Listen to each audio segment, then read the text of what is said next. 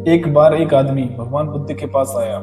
उसके चेहरे पर थकान थी, आंखों में बेचैनी और दिल में एक ही सवाल। वो बुद्ध के सामने बैठा और बोला, भगवान, मैं हर बार हार जाता हूँ। मैं मेहनत करता हूँ, पूरी ईमानदारी से काम करता हूँ, लेकिन फिर भी मुझे असफलता ही मिलती है। उसकी आवाज़ कांप रही थी। क्या मेरी किस्मत सच में खराब है? बुद्ध शांत बैठे रहे। उनके चेहरे पर वही सुकून था जो हर तूफान को भी शांत कर दे। कुछ पल तक उन्होंने कुछ नहीं कहा और फिर धीरे से मुस्कुराए। लेकिन इस बार उनका जवाब शब्दों में नहीं था, बल्कि एक ऐसी सीख में था जो उस आदमी की पूरी जिंदगी बदलने वाली थी। वो आदमी एक साधारण परिवार से था, लेकिन उसके सपने असाधारण थे। वो कुछ बड़ा करना चाहता था, अपने परिवार की हालत बदलना चाहता था। उसने कई बार कोशिश की। पहली बार उसने एक छोटा व्यापार शुरू किया, लेकिन कुछ ही महीनों में नुकसान हो गया। लोगों ने कहा, तुमसे नहीं होगा, ये तुम्हारी बस की बात नहीं है। लेकिन उसने हार नहीं मानी। दूसरी बार उसने अपने एक दोस्त के साथ मिलकर काम शुरू किया।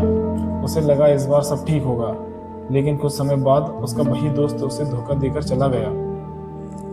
उसके सारे पैसे डूब गए। अब लोग सिर्फ हंसते नहीं थे, बल्कि ताने भी मारते थे। कितनी बार गिरोगे?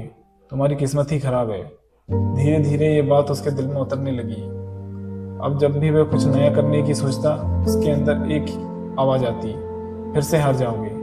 रात को वो छत की तरफ देखता रहता। नींद उसकी आंखों से कोसों दूर थी। उसे लगता था शायद सच में उसकी किस्मत खराब है। एक दिन जब वो पूरी तरह टूट चुका था, उसने सुना कि भगवान बुद्ध पास के जंगल में ठहरे हुए हैं। लोग कहते हैं उनके पास हर सवाल का जवाब है। उसने सोचा, अगर किसी के पास मेरे सवाल का जवाब है तो वो सिर्फ बुद्ध ही हो सकते हैं। और फिर वो निकल पड़ा। लंबा रास्ता था, धूप भी थी, थकान भी, लेकिन इस बार उसके कदमों में एक उम्मीद थी। कई घंटों की यात्रा के बाद वो उस जंगल में पहुंचा, जहां चारों तरफ शांति थी। पक्षियों की हल्की आवाज, हवा की सरसराहट, और बीच में एक पेड़ के नीचे बुद्ध बैठे थे।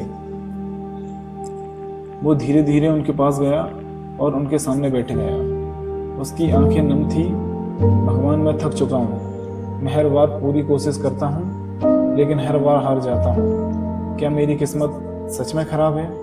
उसने ये सवाल ऐसे पूछा जैसे उसके पास अब कोई उम्मीद बाकी नहीं थी। बुद्ध ने उसकी बात ध्यान से सुनी और फिर बहुत शांत स्वर में बोले, अगर तुम अपने सवाल का जवाब चाहते हो तो तुम्हें एक काम करना होगा। वो तुरंत तैयार हो गया। जाओ, इस गांव के हर घर में जाओ और वहां से एक मुट्ठी नमक लेकर आओ। वो थोड़ा मुस्कुराया। उसे लगा ये तो बहुत आसान है। लेकिन बुद्ध ने आगे कहा, लेकिन शर्त यह है कि उस घर में कोई दुखी नहीं होना चाहिए। अब वो थोड़ा चौंका, लेकिन फिर भी उसने सोचा, इतने बड़े गांव में एक घर तो ऐसा मिल ही जाएगा। और वो निकल पड़ा। तो पहले घर गया, दरवाजा खटखटाया। एक बुजुर्ग महिला बाहर आई। उसने पूछा, माँ, क्या आपके घर में कभी कोई दुख नहीं आया? महिला की आंखें भर आई। बेटा, हमने अपने बेटे को खो दिया। उसका दिल बैठ गया। वो बिना कुछ कहे आगे बढ़ गया। दूसरे घर गया। हम कर्ज में डूबे हैं, हर दिन संघर्ष कर रहे हैं। फिर वो तीसरे घर गया। हमारी बेटी कई सालों से बीमार है। फिर वो चौथे घर गया। हमारे पास खाने तक के पैसे नहीं हैं। हर इंसान अपनी अपनी तकलीफों से जूझ रहा था। धीरे धीरे पूरा गांव खत्म हो गया, लेकिन उसे एक भी ऐसा घर नहीं मिला जहां दुख ना हो। अब उसे समझ आने लगा, मैं अकेला नहीं हूं। दुख सिर्फ मेरी जिंदगी में नहीं है, ये हर किसी की जिंदगी का हिस्सा है। उसकी आंखों से आंसू बहने लगे, लेकिन इस बार ये आंसू हार के नहीं थे, बल्कि समझ के थे। शाम हो चुकी थी, सूरज ढल रहा था। वो वापस बुद्ध के पास पहुंचा। उसके हाथ खाली थे, लेकिन इस बार उसका दिल पहले से हल्का था। वो बुद्ध के सामने बैठा और बोला, भगवान, मैं नमक तो नहीं ला पाया, लेकिन मुझे मेरा जवाब मिल गया। बुद्ध मुस्कुराए। बताओ, क्या सीखा तुमने?